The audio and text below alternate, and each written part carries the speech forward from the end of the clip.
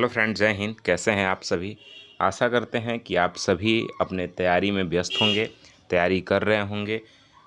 कुछ ज़रूरी सवाल बार बार किए जा रहे हैं, उन पे हम सोचे कि आपसे बात कर लिया जाए। खास करके सवाल यही बार बार किया जा रहा है कि सीटेट आवेदन कब से होगा, नोटिफिकेशन कब आएगा। सीटेट कई पूछ रहे हैं कि सर तैयारी कैसे करें, कैसे आप फर्स्ट अटेम्प्ट में पास कर सकते हैं। तो इस पे भी हम थोड़ा बात करेंगे। और बिना कोचिंग घर बैठे तैयारी कर सकते हैं, कैसे कर सकते हैं। बहुत सारी ऐसी फीमेल हैं जो घर पे हैं, बाहर जाके नहीं पढ़ाई कर सकती, नहीं कोचिंग कर सकती, तो बिना कोई खर्च किए घर पे रह के हम कैसे तैयारी कर सकते हैं सीटेट का। और लास्ट में सवाल है, सीटेट का न्यू सिलेबस क्या है, नया सिलेबस क्या है। इन सभी क्वेश्चन पे हम विस्तार से चर्चा करेंगे। उससे पहले हम देखेंगे आपके इस नोटिफिकेशन को, जो नोटिफिकेशन कि क्या आपका नोटिफिकेशन कब तक आएगा, कब एग्ज़ाम के लिए आवेदन होंगे। तो आइए सबसे पहले हम सीटेट के वेबसाइट पे चलते हैं। आप देखेंगे ये है सीटेट का वेबसाइट। अभी आप देखेंगे यहाँ कोई भी नोटिफिकेशन आपको यहाँ पे नहीं दिख रहा है।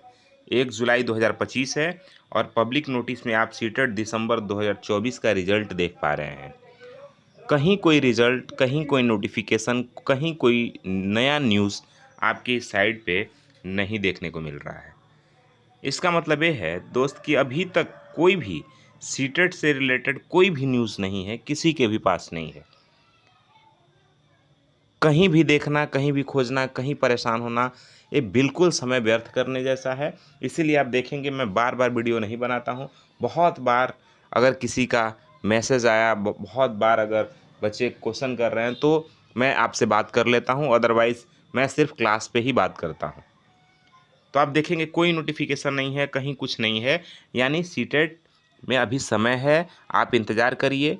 हाँ, तैयारी अपनी जारी रखिए, तैयारी में ब्रेक मत लगाइए, पढ़ते रहिए। थोड़ा सा डिमोटिवेट हो गए होंगे आप सब, मैं समझ सकता हूँ, लेकिन पढ़ाई अपनी जारी रखनी है। ठीक है। अब अगर बात करें हम दूसरे पे कि सीटेट फर्स्ट अटेम्प्ट में कैसे पास करें, तो फर्स्ट अटेम्प्ट में पास करने के लिए सबसे पहले आपको तो PYQ देखना है। सबसे पहला काम आपका क्या है?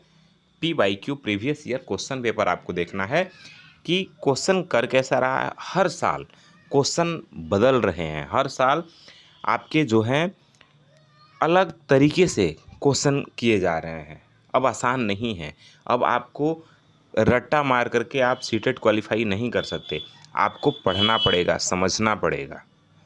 हर साल क्वेश्चन का स्तर बढ़ रहा है, हर साल क्वेश्चन का लेवल बढ़ रहा है। ठीक है ना।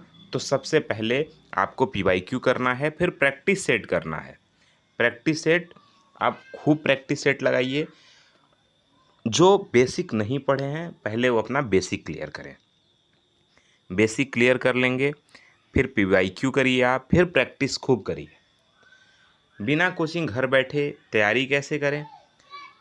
आपके हाथ में अगर एक फ़ोन है तो आपको कहीं कोचिंग जाने की आवश्यकता नहीं है। आप सबसे पहले आप काम करेंगे NCERT। NCERT सबसे पहला काम है आपका कि NCERT बेसिक कर लेंगे आप। यदि आप मैथ साइंस के स्टूडेंट हैं, मैथ साइंस से सीटेट करना चाहते हैं, तो क्लास 6 से लेकर के 8 तक का साइंस और मैथ पढ़ेंगे। यदि आप आर्ट साइड से हैं, SST से हैं, तो आपको क्लास 6 से लेकर के 8 तक का हिस्ट्री, ज्योग्राफी और पॉलिटी तीनों पढ़ना है। इतिहास, भूगोल और राजनीति शास्त्र, जो भी आपका NCERT में है सिलेबस 6 to 8 का, वो पढ़ना है। अब सवाल बार बार एक पूछा जा रहा है कि क्या सीटेट का सिलेबस बदल गया है, क्या सीटेट का सिलेबस चेंज होगा? तो हाँ, कुछ आंशिक चेंज होगा, पूरा पैटर्न नहीं बदलेगा, पूरा सिलेबस नहीं बदलेगा, लेकिन कुछ चेंजिंग तो होने वाला है। इसलिए चेंजिंग होगा क्योंकि आपका जो NCERT है उसका बुक भी चेंज हो गया है। NCERT का न्यू बुक आ गया है। ठीक है ना। तो NCERT के न्यू बुक आने के चलते आपके सिलेबस में आंशिक चेंजिंग होंगे, आंशिक परिवर्तन होंगे, तो उसके लिए भी आपको तैयार रहना है। तो उसके लिए आप क्या करेंगे? NCERT का जो नया बुक आया है आप उसे पढ़ेंगे। क्लास 6 से लेकर के 8 तक के NCERT के न्यू बुक को आप फॉलो करिए। उसके बाद जैसे ही नोटिफिकेशन आएगा और क्लियर हो जाएगा कि सिलेबस पूरे चेंज हो रहे हैं कि नहीं हो रहे हैं, फिर उसके अनुसार आप अपनी तैयारी को गति दीजिएगा, तैयारी को जारी रखिएगा। फिलहाल आप बेसिक को क्लियर करिए, बेसिक यानी एनसीईआरटी को कवर करिए और प्रैक्टिस सेट करते रहिए। पीवाईक्यू देखिए, जो भी अभी तक एग्ज़ाम हो गए हैं सीटेट के, वो आपको सीटेट के वेबसाइट पे मिल जाएंगे। ठीक है, बाकी कोई भी क्वेश्चन हो तो आप हमें कमेंट बॉक्स में करिए, हम आपको ज़रूर उसका आंसर देंगे। मिलते हैं अगले वीडियो में, तब तक के लिए जय हिंद।